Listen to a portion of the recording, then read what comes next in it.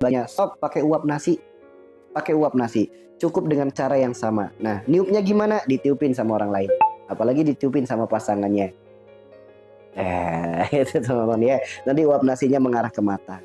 Sok, segala penyakit mata insya Allah. Begitupun telinga bernanah. Telinga yang kurang pendengaran, sok tiupin. Tuh, ya, silakan diikhtiarkan. Ginjal, bisa juga usus buntu. Ya, bisa juga kencing batu. Itu seperti itu, ya. Adanya sifat keras kepala, padahal dia lagi banyak masalah, lagi banyak pikiran, lagi banyak intinya lagi banyak masalah hidup. Namun kalau dapat nasihat dari orang lain, dapat petunjuk dari orang lain, mungkin nasihat dari orang tuanya, dia keras kepala, ngeyel, merasa diri paling benar. Akhirnya akan muncul penyakit-penyakit seperti itu.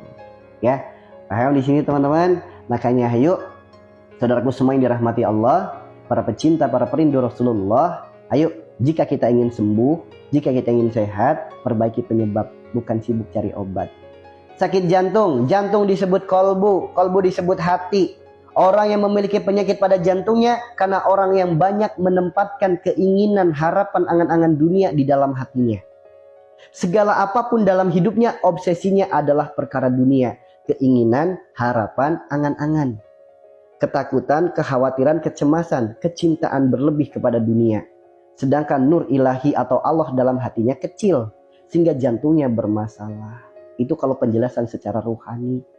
Lantas bagaimana jalan sembuhnya? Obati hatinya, bukan diobati jantungnya. Obati hatinya. Bagaimana obatnya hati? Obat hati tidak ada di toko obat.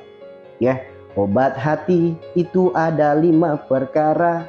Yang pertama baca Quran dan maknanya. Yang kedua sholat malam dirikanlah. Yang ketiga berkumpul dengan orang-orang soleh. Yang keempat puasa. Yang kelima banyak zikir dan sholawat. Sok, lakukan istiqomahkan karena Allah. Sembuh nanti jantungnya. Sembuh. Karena terbukti ya, saya sering menyampaikan. Ya, beliau ada tadi komentar saya melihat. Ada ibu-ibu jamaah TikTok nelpon saya. Dad, saya baru pulang dari rumah sakit ngantar suami. Suami saya sakit. Setelah dibawa rumah sakit, dokter mendiagnosa penyakitnya adalah penyakit jantung. Kemudian ada jadwal 3 minggu lagi akan dilakukan operasi pemasangan ring. Seperti itu infonya. Kira-kira ada nggak solusi supaya nggak jadi pasang ring? Kira-kira ada nggak solusi supaya nggak sampai dioperasi? Akhirnya saya hanya menyampaikan, Ibu, Bapak ada? Ada. Silakan di loudspeaker, kalau nggak kasih handphonenya ke Bapak.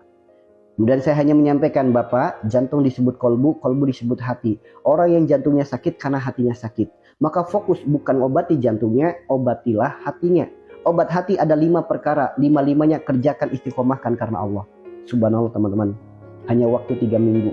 Ia mengerjakan obat hati 5 perkara karena Allah. Istiqomah. Begitu 3 minggu kemudian datang ke rumah sakit dengan rencana ingin memasang ring. Sebagaimana jadwal yang sudah ditentukan oleh pihak dokter. Begitu sebelum mau melakukan operasi, dicek dulu sama dokternya. Ternyata dokternya menyatakan Bapak sehat. Jantungnya normal tanpa harus dioperasi.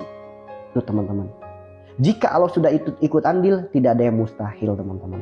Menciptakan langit tanpa tiang saja mampu, apalagi hanya sebatas menyembuhkan penyakit kita.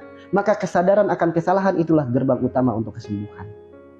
Oke, kesadaran akan kesalahan itulah gerbang utama untuk kesembuhan. Tidak ada yang mustahil jika Allah sudah ikut andil. Manusia punya doa, Allah punya takdir. Manusia punya ikhtiar, Allah punya hasil. Manusia punya kendala, Allah punya kendali. Jika Allah sudah ikut andil, maka yakinlah tidak ada yang mustahil. Seperti itu ya teman-teman ya. Seperti itu. Makanya sok atuda, sekarang mah hayu yang berada di room ini, apalagi yang istiqomah. Sekarang kalau sakit jangan ingat dosa dulu. Sekarang jangan ingat obat dulu, ingatlah dosa dulu. Seperti itu ya. 5 cara itu gimana? Yang pertama baca Quran dan maknanya. Yang kedua sholat malam dirikanlah. Yang ketiga berkumpul dengan orang-orang soleh. Yang keempat puasa. Yang kelima banyak zikir dan sholawat. Itulah jalan sembuhnya. Ya, disebutkan dalam Al-Quran. Ya, disebutkan dalam Al-Quran. Ya ayuhan nas, qad ja'atkum mau'idhatun min rabbikum wa syifaa'un lima fis sudur wa huda wa rahmatul lil mukminin. Al-Quran surat Yunus ayat 57, silakan dibuka. Gini teman-teman, segala masalah dalam hidup kita, Al-Quran hadir dengan solusinya. Sunnah Nabi hadir dengan petunjuknya. Segala apapun masalah, apapun penyakit, semuanya ada dalam Al-Quran, ada dalam sunnah Nabi kita, baik solusinya, petunjuknya, nasihatnya, obatnya. Ada nggak nasihat, solusi, petunjuk, obat yang lebih baik dari Al-Quran dan sunnah? Ada nggak teman-teman? Tidak akan mungkin kita bisa menemukannya. Karena sebaik-baik nasihat, solusi, petunjuk, obat itu adalah Al-Quran dan sunnah. Jika memang iman Anda baik, maka berpegang teguhlah dengan Al-Quran dan sunnah. Jika Allah berfirman dalam Al-Quran disebutkan ini jalan sembuhnya, Rasulullah bersabda ini jalan sembuhnya, kenapa mencari jalan sembuh yang lain? Sedangkan agama kita sudah memberikan fasilitas ini jalan sembuhnya. Itu teman-teman, ya, ini jalan sembuhnya. Allah sudah berfirman, Rasulullah sudah bersabda, kenapa masih nggak percaya? Itulah lemahnya iman kita, ya. Sehingga apa? Segala sesuatu dipakai logika. Sakit ya berobat, betul. Namun bukan obat yang menyembuhkan penyakit kita. Ya. Siapa yang menyembuhkan penyakit kita? Wa idza maritu fahuwa yasfin. Al-Qur'an surat Asy-Syu'ara ayat 80.